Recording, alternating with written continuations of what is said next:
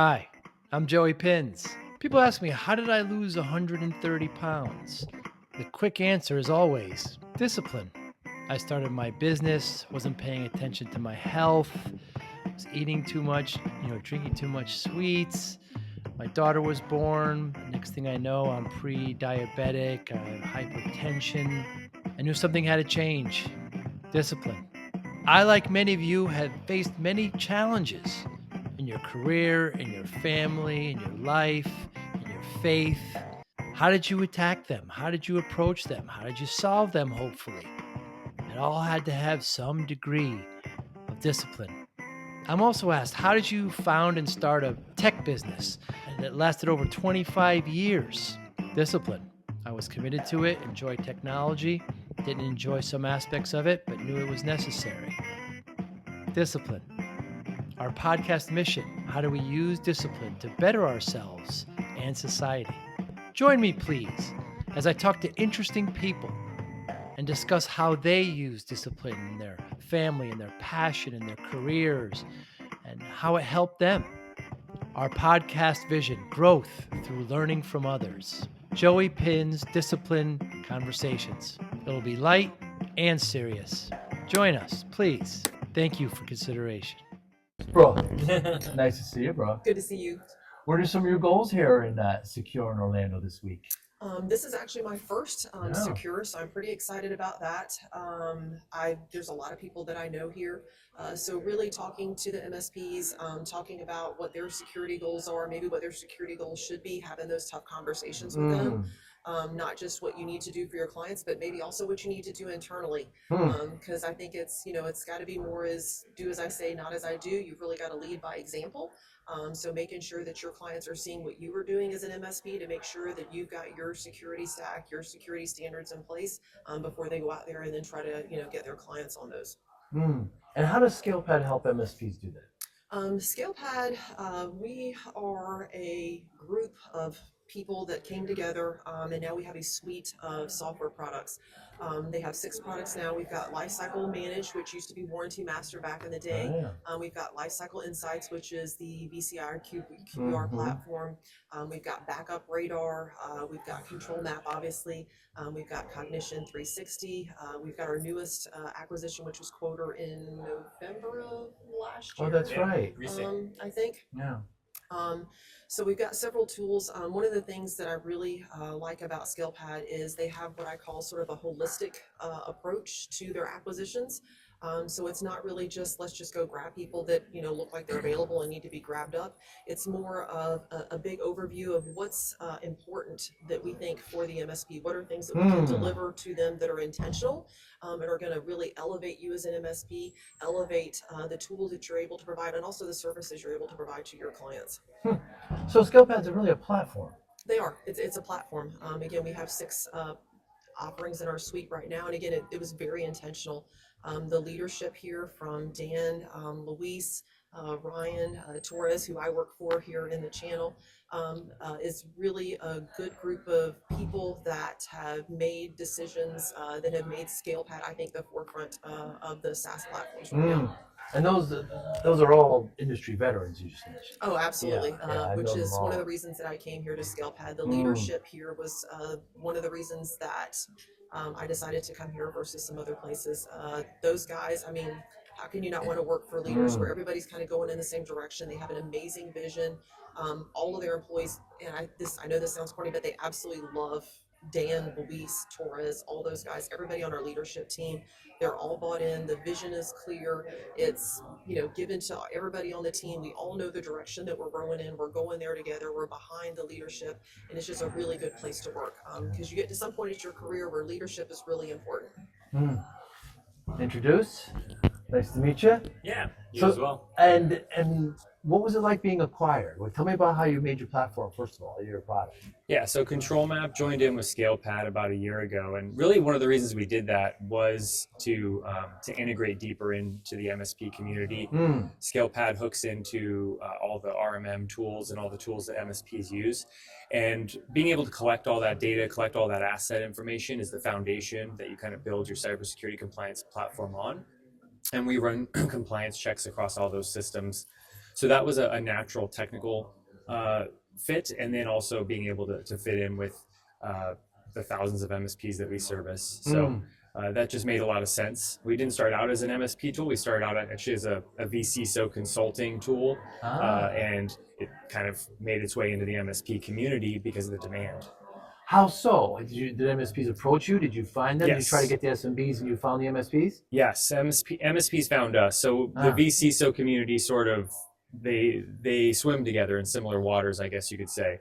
But ultimately, we were built for accomplishing cybersecurity compliance frameworks for organizations, and ultimately, the folks that ended up using our platform over and over and over again are the consultants out there. And now what we're seeing is that MSPs are becoming those vCISO kind of consultants for their firm. So that's the kind of generational shift that we're seeing over the last couple of years. What attracts you to being a VC? Why do that? Well, there's a couple of reasons. One, there's an enormous demand for cybersecurity out there and not enough people. We need more of us. There's actually something like 600,000 open positions for cybersecurity today. Really? Yeah, and it's been like that for a couple of years. We're not chipping away at it. So the opportunity is there for the MSPs and the consultants where they can time slice and service 4, 5, 10 customers as optimally as they can. It's the only way to tackle it right now. The demand continues to go up, breaches are going up, the compliance demands are going up. So this is the best community to service the small to mid-size who can't afford their own CISO in-house. And so you're in a CISO community. Why create your application? What does it do?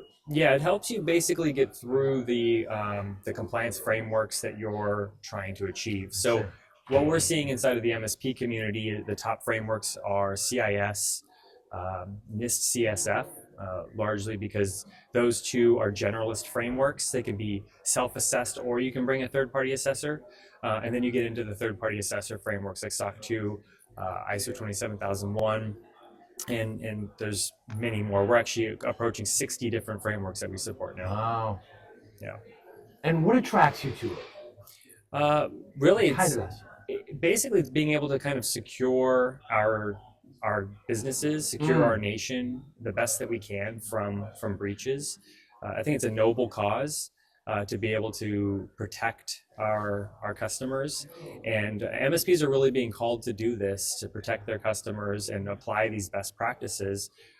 These best practices have been around for 5 years, 10 years, not that long. I mean, in the stream of time, you think this has been going on for decades. It hasn't. It's grown with the internet from that perspective, like cloud services have. And so the opportunity is there really today to capture that and be able to help protect your clients and their data. What concerns you? What keeps you up at night in this area? What does it keep you up at I think that the challenge is out there for folks to be able to just get started. I think that's one of the challenges, is that people are already doing 50, 60, 70%, but it's always those 1 or 2 extra things that is how a breach occurs. And it's just, these are known issues, these are known best practices, it's just applying them. And so getting the word out to as many people as possible on how to implement something like CIS, how to implement something like NIST CSF is really the goal. I don't know if it necessarily keeps me up at night, but I suppose it probably does. When you don't have those best practices in place, then you don't feel like your I's are dotted, your T's are crossed. Talk to me about the process of being acquired for those MSPs that are kind of in a similar position. Any kind of advice you can give to them? Yeah, absolutely. So you definitely want to find the right acquirer, right? You want to land where you want to work for the next several years. I didn't necessarily sell ControlMap and then say, oh, see ya, I'm gone, I'm here, right? It's a year later. And that's the case most of the time when you are acquired. You're going to continue to work for the next few years and help achieve the objectives that you're both working toward. So make sure it's someone you like, make sure your goals are aligned, that you want to work together, and make sure your valuation's there, I guess, is the other thing. Understand your valuations and exit when you're ready to. Those are some things to to be aware of. I think going to some of these M&A sessions, being aware of those things. There's a lot of information out there these I days. had breakfast this morning with one of the gentlemen from ConnectWise, and he's speaking on one of the M&A sessions or whatever. And I told him, I said, maybe some of the vendors might want to listen to those as well, because we were talking about that transition from being your own boss to being acquired and then staying within that company, and sort of the ups and downs of that, from going, now you're working with a group of people and you've got goals that have to get aligned together, making sure that those are done sort of before you do that process. But then what does that next 1, 3, 5 years look like for this person now that they've been acquired by somebody else? So I think that conversation is happening a lot these days, not just within the MSP community, but also within the vendor community as well, as we see some of these companies that are sort of going from, I've got one solution to now I have 2 solutions, to like ScalePad, now we have 6 solutions.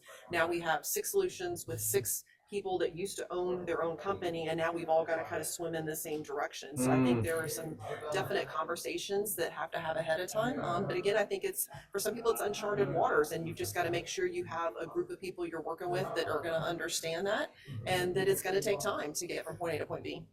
I also really like your point, Dan, about make sure you like them. I know it seems so simple, but I know MSPs that have sold because they were offered more money but didn't like them as much, and it's not just about the money. Make sure you want to work with them. Because it's not that immediate exit. I mean, you're still here a year later. Well, and it's more than just yourself, right? Yeah. You're landing a team.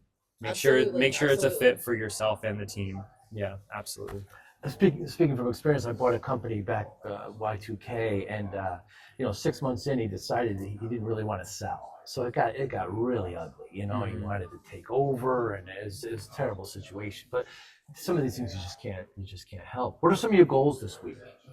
I intend to attend a number of sessions. This is an opportunity for me to learn and hear what's happening out here. So I love being able to hear kind of the vibe, if you will. I've been seeing what I would call a wave happening, and we're kind of surfing at this point a big wave of opportunity, of compliance, of cybersecurity, and just hearing how people are failing, how people are succeeding, what solutions are working, what's not working. These are the places to hear all that from everybody together. So that's what I'm looking forward to. I do love that the IT Nation events, that you will get people that will share that, the failures as well as the successes, because a lot of the events, they don't want to share the failures.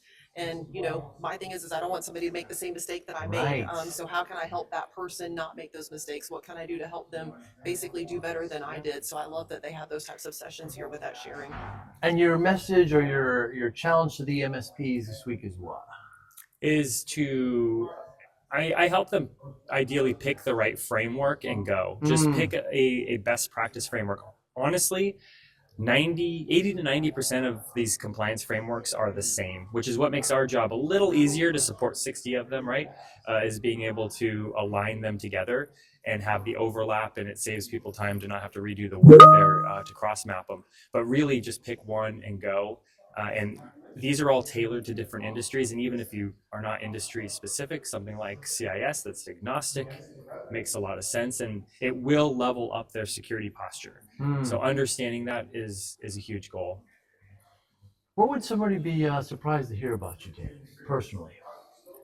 Let's see. Where are you from? I'm from Oregon, and living in Arizona with my family. I guess people are always surprised to hear my first business was, I started out in IT as a teenager, but I actually started a frozen yogurt shop when I was 22 out of college, because I thought that was a lot more fun. Not as profitable though, but it was a good time in my 20s. Yeah. So I was always one of the people who was surprised. Why'd you go do that? How are you, Brooke? What's something you're surprised about? Probably that I ride a motorcycle. I'm not that surprised.